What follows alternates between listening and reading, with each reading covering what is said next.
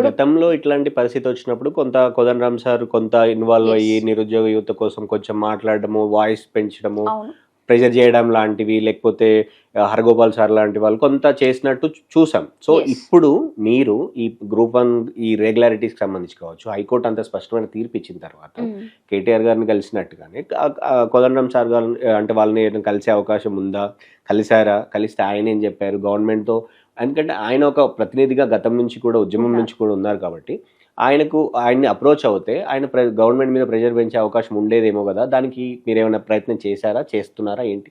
Already వెళ్ళి కొంతమంది కలిసారండి. ఈ బిఫోర్ జడ్జిమెంట్ వచ్చే ముందే కొంతమంది వెళ్ళి కలిసాం. గ్రూప్ 1 అట్లా ఉంది, గ్రూప్ 2, గ్రూప్ 3 ఇంకా రాలేదు. కొత్త నోటిఫికేషన్ సంగతి ఏంది?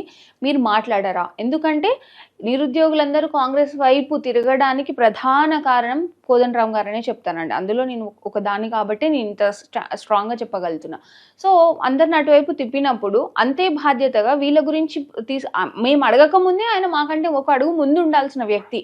కానీ ఈరోజు ఎక్కడ మాట్లాడట్లేదు. ఎక్కడైనా మీరు చూసారా గ్రూప్ 1కి సంబంధించి ఇట్లా జరిగింది.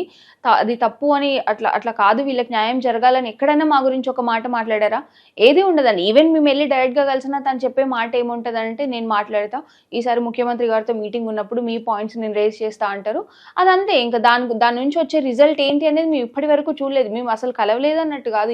ఆల్మోస్ట్ ఈ 2 ఇయర్స్‌లో చాలా సార్లు చాలా రకాలుగా చాలా సమస్యలతో కలిసినాం. కానీ ఒక్క సమస్య పరిష్కారం చేయలేదండి.